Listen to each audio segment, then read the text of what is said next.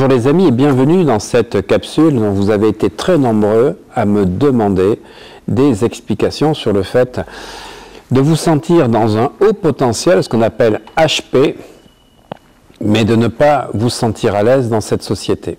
De ne pas vous sentir à l'aise dans cette société qui évolue très vite, un petit peu comme si quelque part vous auriez aimé être dans une autre époque, ou comme si vous étiez un petit peu un étranger, un extraterrestre qui arrive sur cette planète. Un petit peu comme Dolores Cannon parle des 3 vagues de volontaires qui arrivent depuis les années 60 pour être dans ce monde, pour pouvoir effectivement influencer la conscience humaine.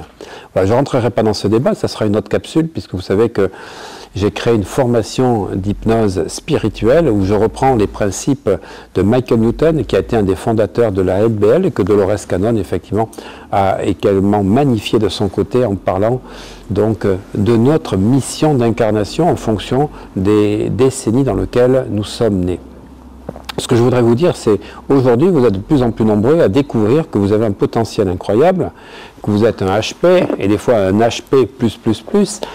Et bien c'est un peu mon histoire, parce que quand j'étais à l'école, j'étais le premier d'école, mais de la maternelle jusqu'à la première, avant d'arriver en terminale. En terminale, la puberté a fait que je ne suis pas resté premier, j'étais 3e, voilà, mais j'étais dans les 3 premiers. En fait, j'ai eu beaucoup de chance. Et on m'a poussé avec un QI qui était identifié à plus de 140. Et les tests que j'avais fait quand je suis rentré au collège Anatole France de Villeneuve-sur-Lot, eh ben, j'avais eu 10 sur 10. On n'était pas à 20 à l'époque, on passait un test de CM2 en 6e et j'étais annoncé comme un petit génie. Ce que disait tout le temps ma grand-mère, puisqu'elle s'appelait Eugénie. Donc j'étais un petit-fils de génie.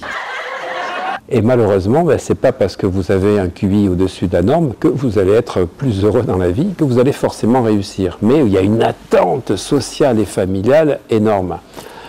Et puis Goleman nous parle, il y a une vingtaine d'années, de ce qu'on appelle, alors non pas Jean-Jacques, pas Jean-Jacques Goleman, Daniel Goleman, du QE, le quotient émotionnel.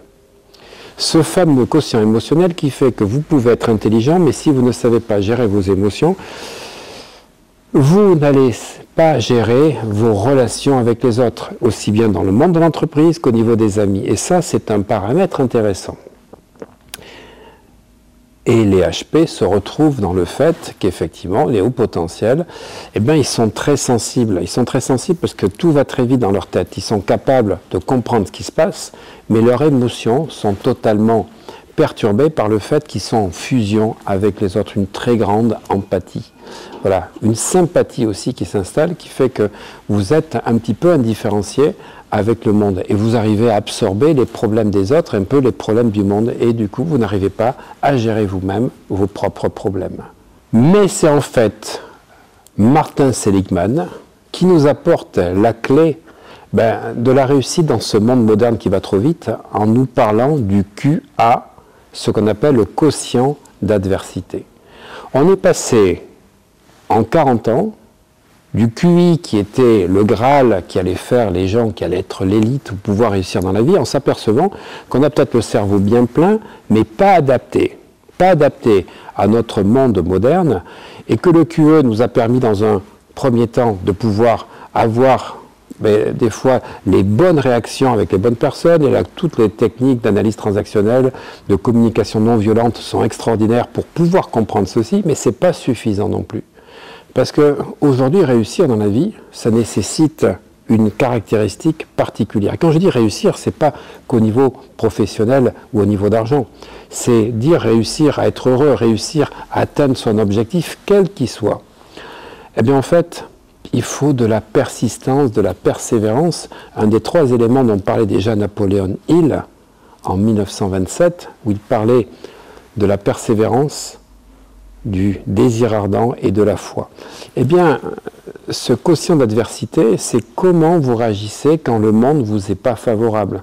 Comment, dans des situations particulières où tout paraît bloqué, vous réagissez. Est-ce que vous êtes défaitiste?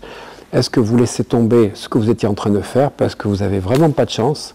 Est-ce que vous dites que le monde est contre vous ou alors que le monde est avec vous?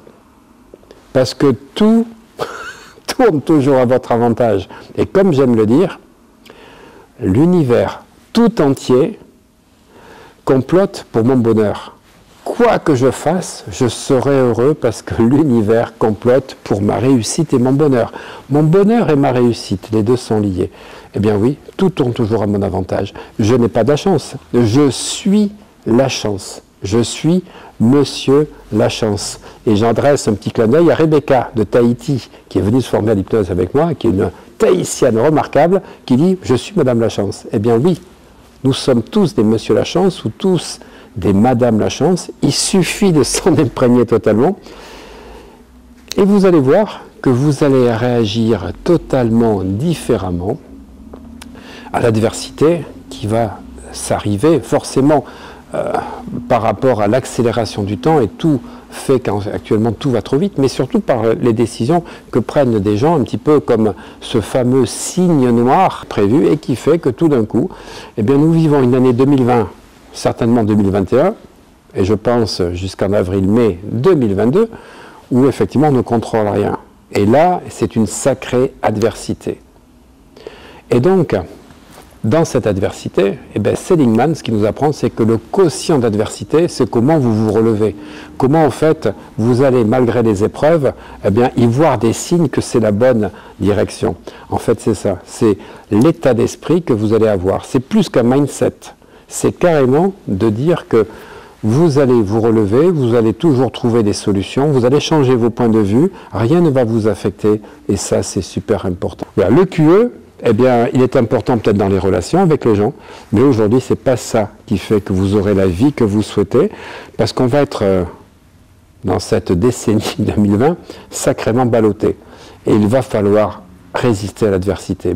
C'est une formation que je vous propose qui s'appelle la neuroconfiance en soi, dans laquelle vous allez découvrir votre quotient d'adversité, et vous allez découvrir que vous soyez au potentiel ou pas au potentiel, que vous soyez hypersensible ou pas, qu'il y a toute une stratégie mentale, qu'il y a une stratégie à mettre en place pour pouvoir toujours avoir confiance en vous, parce que sur toutes les émotions dont je parle dans mes formations, il y en a deux qui sont essentielles.